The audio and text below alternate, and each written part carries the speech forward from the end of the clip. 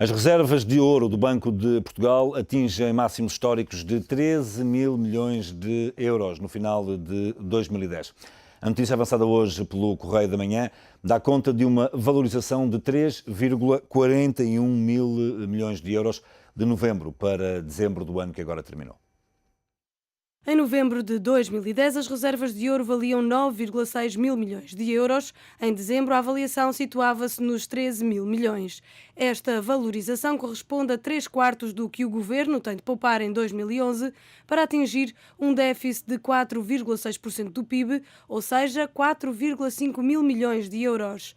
A venda de parte das reservas de ouro do Banco de Portugal tem gerado opiniões contraditórias. Por um lado, há quem defenda que a alienação de parte do ouro pode diminuir a necessidade de medidas de austeridade. O meu ponto de vista é que, se tivermos que alienar uma parte das reservas de ouro, não precisamos de alienar totalmente as reservas de ouro, mas se tivermos que alienar uma parte de reservas de ouro, talvez venhamos a aliviar um número de medidas de austeridade que neste momento estão em vigor ou que possam ainda vir a ser necessárias de ser aprovadas depois do Orçamento de Estado que agora começa.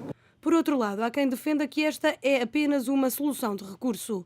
São coisas a que só se chega em último caso e eu acho que é sempre bom manter esses ativos e da mesma forma que ainda ninguém fala em privatizar a Caixa Geral de Depósitos, eu também não falaria em vender as reservas de ouro.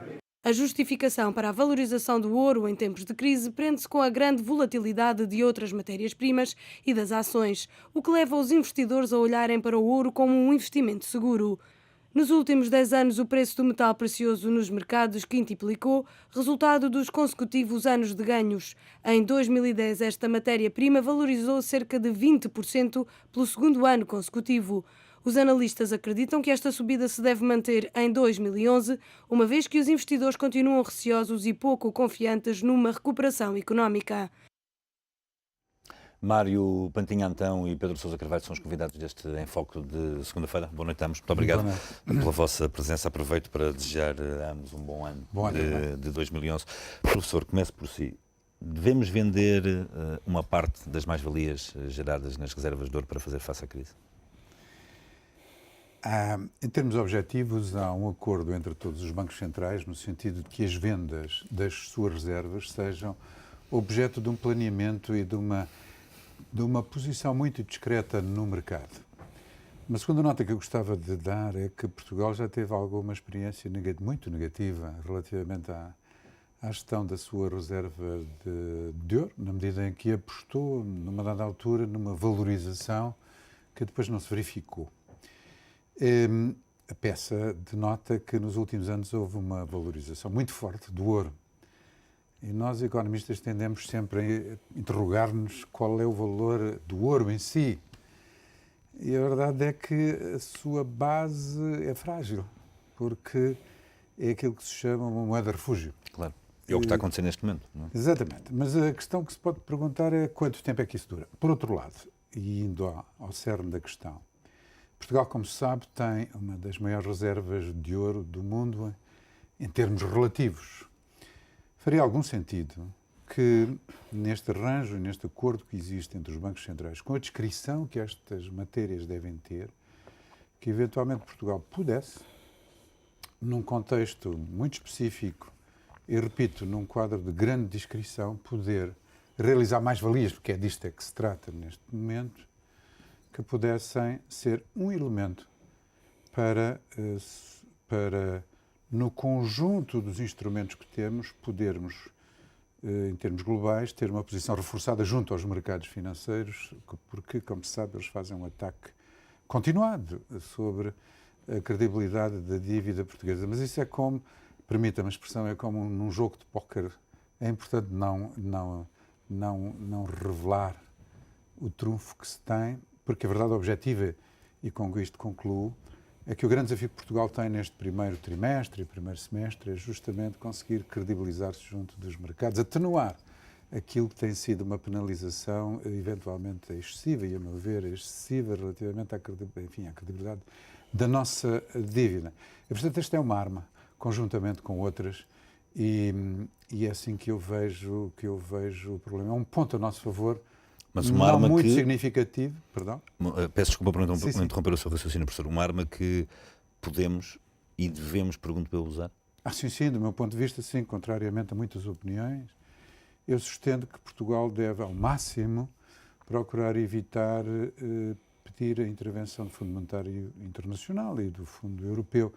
Não porque tenhamos que demonizar essa situação, mas porque os efeitos sobre o valor dos nossos ativos, começando pelos ativos bancários, mas não só, do meu ponto de vista, é bastante superior e mais intenso e duradouro do que aquilo que muitos colegas meus têm defendido. Portanto, este plano do ouro, este ponto, é, como digo, um trunfo muito relevante, mas que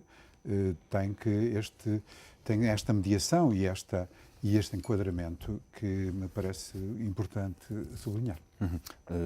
Pedro, obviamente me corrige se eu estiver enganado. Em novembro de 2010 as reservas de ouro valiam qualquer coisa como 9 mil milhões de euros. Em dezembro a avaliação situa-se nos 13 mil milhões. Esta valorização corresponde a sensivelmente 3/4 do que o Governo tem que poupar em 2011 para atingir os 4,6%. É tentador. Mas tenho sérias dúvidas tais de que tal seja possível, por duas razões. A primeira já foi aqui inventada pelo professor. Existe realmente um plano concertado entre os bancos centrais da zona euro de venda concertada de ouro, ou seja, o Banco de Portugal, fazendo parte deste programa, não pode, de repente, ou num dia que se lembre de vender ouro. Em segundo lugar, o próprio conceito do ouro é uma reserva nacional e tem esse conceito de reserva, ou seja, é qualquer coisa de último recurso. E depois há uma terceira dúvida, que é o próprio encaixe, eventualmente, que poderíamos obter com a venda do ouro, não serviria para Portugal resolver o principal problema, que é o déficit. Porque, mesmo pelas regras comunitárias, Portugal não pode vender a déficit e utilizar o encaixe, os tais 13 mil milhões de euros, para tapar parte do déficit de 15 mil milhões de euros. Não pode. Não pode simplesmente, por isso é que eu acho até estranho o novo bastonário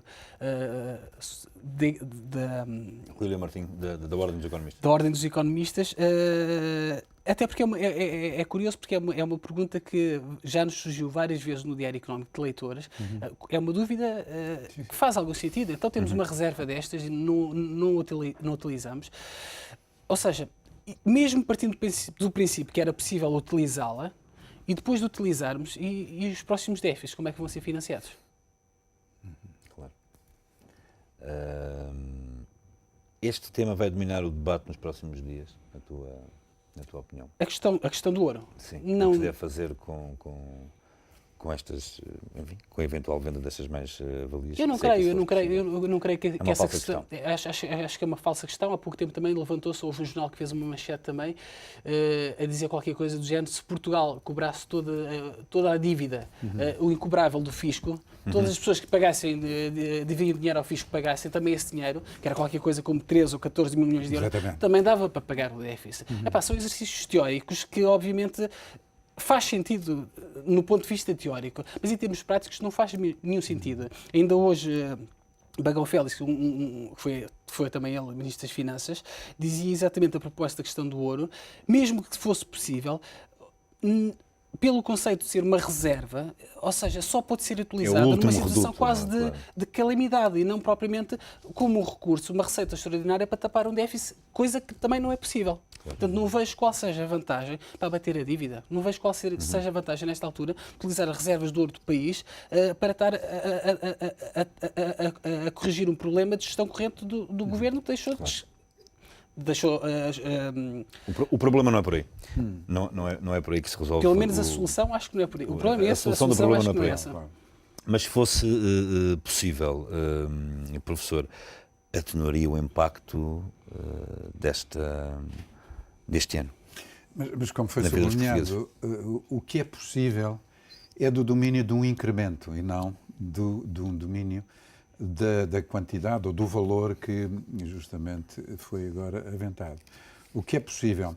E é possível apenas num quadro simbólico, que é este, e é muito simples. Reparem a nós que somos um dos países que temos uma reserva, em termos relativos, das maiores do mundo e, portanto, temos um potencial, digamos assim, que não tem sido suficientemente valorizado. E, portanto, é do domínio do simbólico dizer, bom, até no quadro, obedecendo ao quadro de planeamento com os bancos centrais, o valor simbólico está no quadro desse planeamento haver uma notícia discreta em que os próprios bancos centrais, no seu conjunto, admitem que Portugal, por ter, em termos relativos, esse excesso, pode, digamos assim, avançar mais um pouco, ou mais rapidamente, ou mais...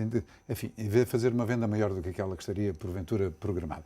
Mas estas matérias dos bancos centrais são, e bem, do meu ponto de vista, objeto de uma reserva séria do ponto de vista da informação. É preciso esconder o jogo, como sublinhava há bocado. É esconder o jogo, porque como tem um valor simbólico, tem um valor importante para gerir expectativas de uma maneira muito delicada.